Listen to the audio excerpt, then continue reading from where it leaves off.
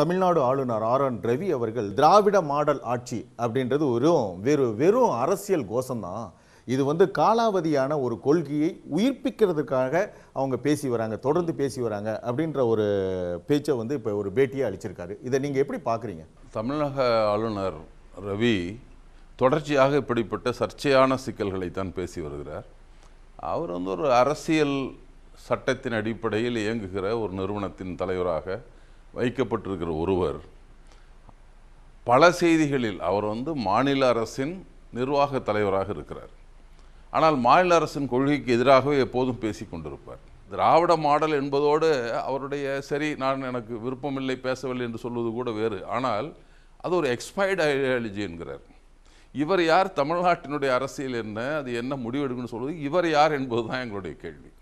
இன்னொன்று, அவர்கள் ஒரு நாடு என்பதை ஏற்றுக்கொண்டவர்கள் அல்ல என்று சொல்லுகிறார். மிக கேவலமான ஒரு குற்றச்சாட்டாக நான் பார்க்கிறேன். ஒவ்வொருவரும் தன்னுடைய தேர்தல் வேட்புமனுவை தாக்கல் செய்வதில் போடுகிறான், இந்திய ஒருமைப்பாட்டை ஏற்றுக்கொள்கிறோம் என்று கையெழுத்திட்டு தான் அதை செய்கிறார்கள். அது 62 கொண்டு வந்த திருத்தம், திராவிட முன்னேற்ற கழகத்தாக கொண்டு வந்த திருத்தம். ஆனால் இவர் சொல்லுகிறார், இல்லை இவர்கள் ஒருமைப்பாட்டுக்கு எதிராக, ஒரே பாரதம் என்பதற்கு எதிராக இருக்கிறார்கள். எதை வச்சு இவர் சொல்கிறாருன்னே தெரியல. இவர்களுக்கு மற்ற மொழிகள் மீது வெறுப்பு இருக்கிறது என்று சொல்கிறார். அதற்கு எடுத்துக்காட்டு சொல்கிறார், கலைஞர் நூலகம் கட்டப்படுகிறது, அதில் 1.25 லட்சம் புத்தகங்கள் வைக்கப்படுகிறது, ஆனால் தமிழிலும் ஆங்கிலத்தில் மட்டும்தான் இருக்கிறது என்று சொல்லுகிறார்.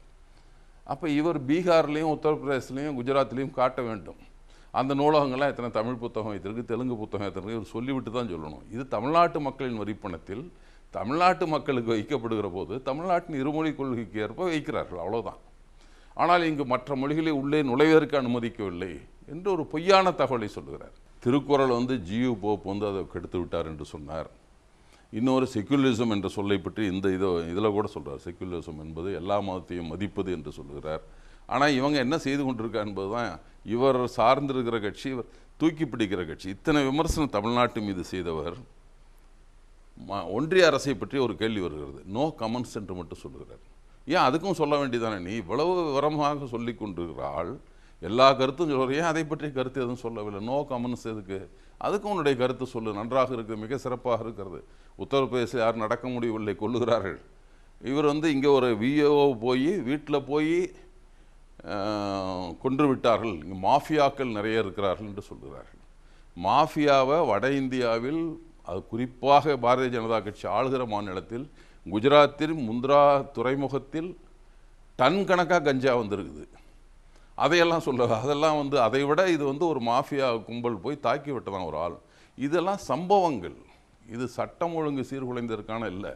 இதை யாரும் ஒவ்வொரு தனி மனிதனுடைய நடவடிக்கையும் கட்டுப்படுத்தி வைத்திருக்க முடியாது. அதன் மீது சரியான நடவடிக்கை எடுக்கப்படுகிறதா இல்லையா? அவர் கோவையில் நடத்த குண்டுவெடிப்புக்கு யாரையும் கைது செய்யவில்லை என்று சொல்கிறார். எத்தனை பேர் கைது செய்யப்பட்டார்கள், எவ்வளவு பேர் விசாரணைக்கு எடுத்துக்கொள்ளப்பட்டார்? இது ஒரு ஆளுநர் என்கிற பெரிய நிலையில் இருப்பவர்கள்.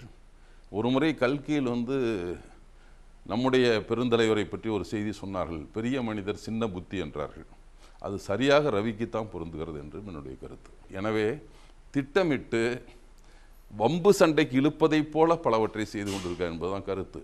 ஏன்னா தமிழ்நாடு அரசை பொறுத்தவரை கருத்து முரண்கள் இருக்கலாம், அதற்காக கடுஞ்சொற்களையோ கேவலமான நடவடிக்கை ஈடுபடாமல் அதற்கு அரசியல் ரீதியாக கண்ணியமான பதிலை, கண்ணியமான நடவடிக்கைகள் தான் ஈடுபட்டு கொண்டிருக்கிறார்கள். எப்பவும் போய் சென்னாரெட்டிக்கு நடந்ததை போலெல்லாம் ஒன்றும் இங்கே நடந்துடல, அப்படியெல்லாம் எதுவும் நடக்கவில்லை. ஆனாலும் கூட இவர் என்ன எதற்கும் நம்ம மீது சிக்கலை வரமாட்டேங்குது, ஏதாவது உண்டாக்க வேண்டும் என்று எண்ணிக்கொண்டிருக்கிறார்.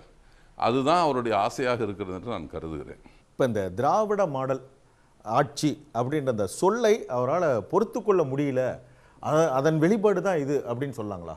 ஆமாம், பெரியாரிடம் ஒரு முறை கேட்டார்கள், ஏன் திராவிடம் என்ற சொல்லை தமிழன் என்ற சொல்லை பயன்படுத்தான் திராவிடம் என்ற சொல்லை பயன்படுத்துகிறீர்கள் என்று சொன்னார்கள். திராவிடம் என்று கேட்டவுடன் பார்ப்பனர்களுக்கு, ஆதிக்கவாதிகளுக்கு எரிச்சல் வருகிற அளவுக்கு தமிழன் என்று சொல்ல போது வந்தால் அந்த சொல்லை நான் பயன்படுத்தி கொள்வேன்னார். ஆதிக்கவாதிகளுக்கு எரிச்சலாக இருக்கிற சொல்லாக அது இருக்கிறது, அதுதான் அவங்களுக்கும் எரிச்சலாக இருக்கிறது. திராவிடம் என்பது எங்களை ஆரியரிடந்து பிரித்து காட்டுவதற்காக, ஆரியத்தின் மேல் கீழ் உயர்வு தாழ்வு சொல்கிற தத்துவத்துக்கு எதிராக சமத்துவ தத்துவத்தை சொல்லுகிற சொல்லாக நாங்கள் பார்க்கிறோம்.